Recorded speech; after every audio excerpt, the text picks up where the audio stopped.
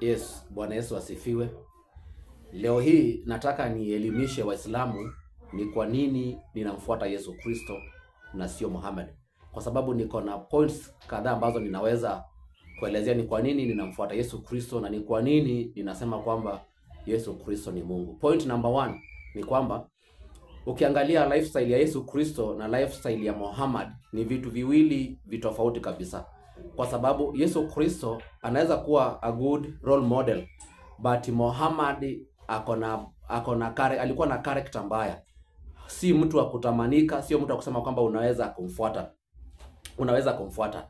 Ni mtu alikuwa na tabia mbaya, kwa sababu Qur'ani inasema kwamba alioa mtoto mdogo wa miaka 6, akakuja wakashiriki wakalala pamoja akiwa na miaka 9. Kwa hivyo unaona kwamba ingekuwa ni ulimwengu wa saa hii, huyo mtu angekuwa ndani. Huyo mtu angefungwa kabisa. Lakini ukiangalia character Yesu Kristo kutoka utoto wake, Yesu Kristo ni mtu ambaye alikuwa katika mapenzi ya Mungu. Kuna siku moja alipatikana hekaluni.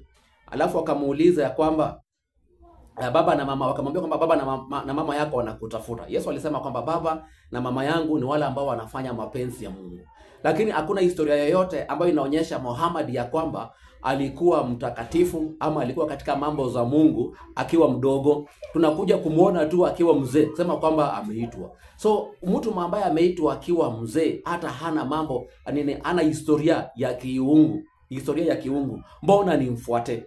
Na tena kuna mahali ambapo Muhammad anarepent dhambi. Lakini Yesu Kristo ni perfect. Biblia inasema kwamba hakuna laana, hakuna dhambi ilionekana, hakuna neno lolote ambalo limetoka kinywani mwake ambalo ni libaya.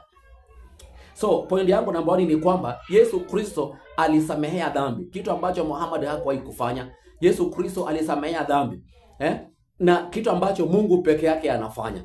Yesu Kristo pia aliponya viwete, akaponya visiwi, kitu ambacho ni Mungu peke yake anaweza kukifanya. Unaona, Yesu Kristo anasema, anaclaim kwamba he is the way, the truth and the life.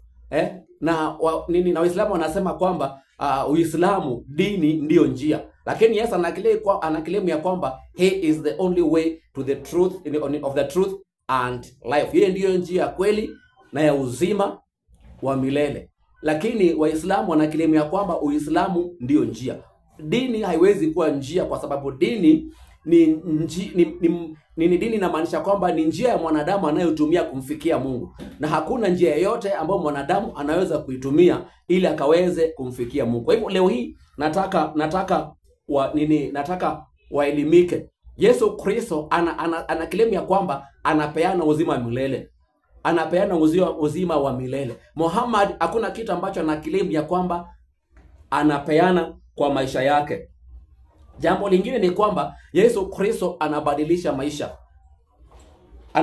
maisha. Ukisoma kitabu cha Wakorintho wa 2:5-17 inasema kwamba if anyone is in Christ, he is a new creation. Yeyote aliye katika Kristo Yesu anakuwa kiumbe kipya. Na je, yule ambaye yako katika Allah ni kiumbe kipya ama ni kiumbe cha zamani? Hawezi kuwa kiumbe kipya, kwa sababu wao bado wanatumika na sheria za Adam na Eve, kwa sababu uzao wao bado umeshikana na wa Adam na Eve. But sisi tunaamini ya kwamba Yesu Kristo ndio mwanadamu wa pili na ambaye amelete ukombozi katika maisha ya mwanadamu. Jambo lingine ni kwamba Yesu Kristo anapatiana tumaini lililo zaidi ya maisha haya ya kawaida.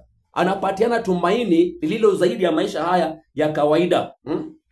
Anasema ya kwamba I am the resurrection and the life. I am the resurrection and life.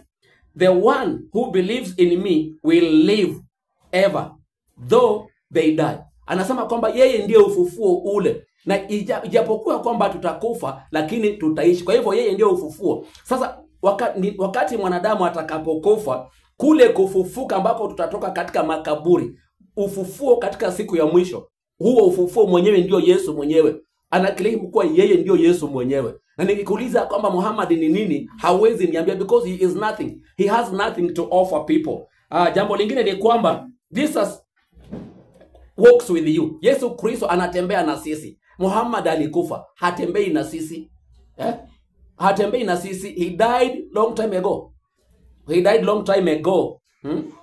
Alikufa kitambo sana, hatembei na sisi. Ukisoma Matthew 28:20 inasema kwamba, and surely I am with you always to the very end of the age. Nitakuwa na nyinyi kabisa hadi mwisho wa dunia. Jambo lingine ni kwamba Jesus calls you into God's kingdom. Yesu Kristo anatuita katika ufalme wa Mungu. Anasema kwamba anaitwa katika ufalme wa Mungu. Matthew 6:33, seek first the kingdom of God and its righteousness, and all other things shall be added unto you. So, unaona kwamba the promise of Christ Jesus ni kwamba tumutafute Mungu, tutafute haki zake, na katika ufalme wake tutapata kuingia. Unaona? Lakini kuna hadithi zingine feki ambazo nasikia Waislamu wanaziongelea. Hadi ambazo they are very fake. There is no sexual heaven at all.